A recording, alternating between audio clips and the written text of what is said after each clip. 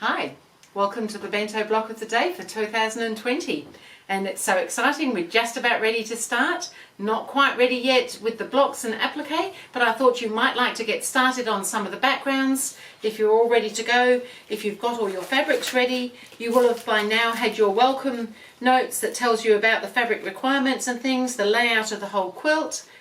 And today I just thought I'd send you some information and show you what I've done with all the backgrounds. As you can see on the quilt up here, they're all on small pieces, and rather than just working on a tiny little piece each time, I felt it was better to put a whole row together of the backgrounds, and then as we get to our next block we can just pop the appliques onto them. And that would mean if we've got some of them ready ahead of time that we don't have to do as much each week when the applique shapes come, and then we can just have fun.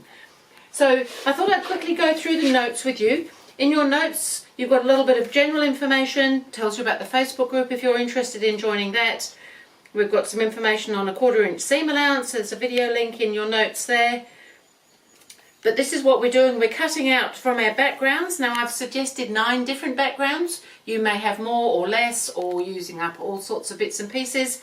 That's absolutely fine. I do suggest that you don't have them too busy, because some of the pieces are quite small and you don't want them to get lost amongst a busy background. But I've got little dots and I've got some little wishy-washies and things like that. So I think just a little bit of pattern is nice, but keep them relatively plain and soft behind the colours. So I've labelled, there's actually 6 different shapes, and I've labelled them A through to F. I've given you the size of each different shape there, and I've told you if you're using 9 fabrics how many strips that you might cut to then cut those shapes from.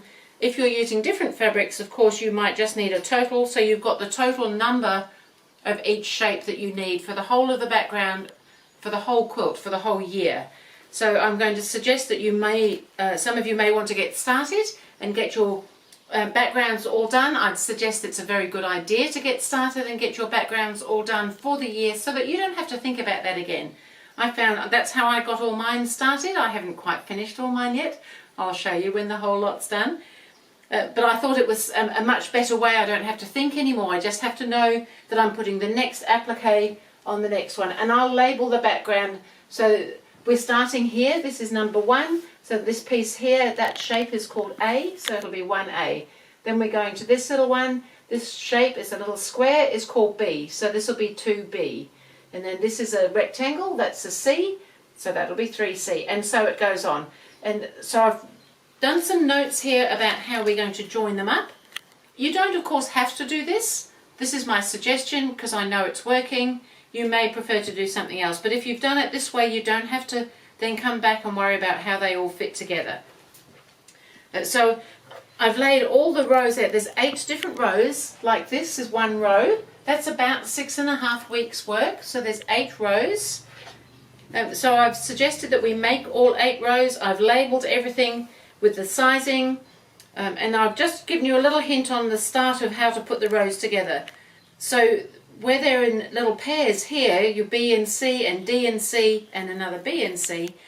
So this little piece here is pretty much what I've got showing on our notes just here, which is the first part of row 1.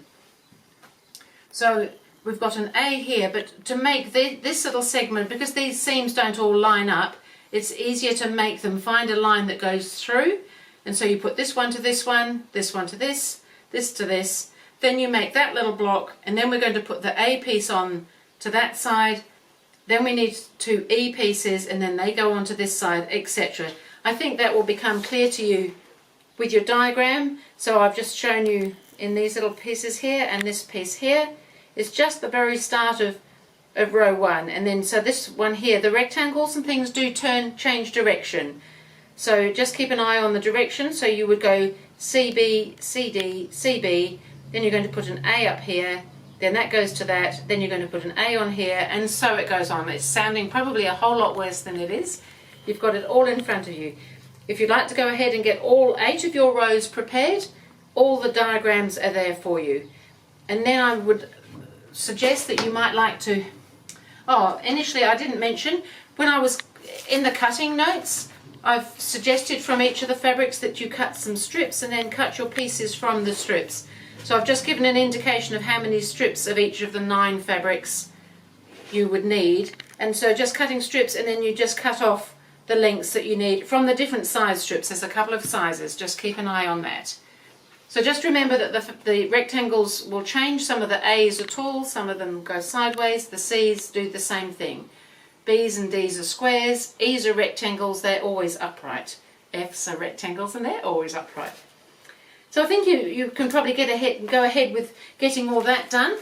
The other thing would be to cut your batting strips. So I've suggested, so these rows will end up being 10.5 inches high, measuring, so it'll be a finished 10-inch row, and they're 70.5 inches long, so finished at 70 inches.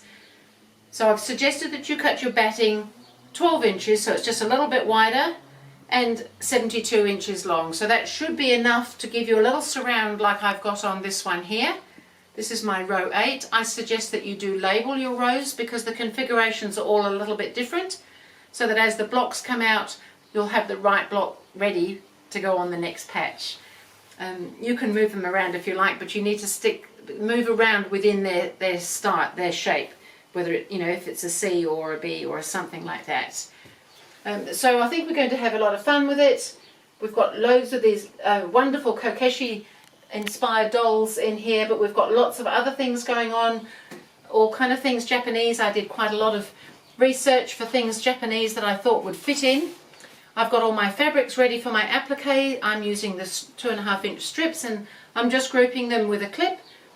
I've got my face and my hair fabrics ready to go here. I've got the fusible web, and I'd suggest some good sharp scissors. So these are a couple of pairs. These are called my Perfect Scissor, I think, or the Perfect Scissor by Karen K. Buckley.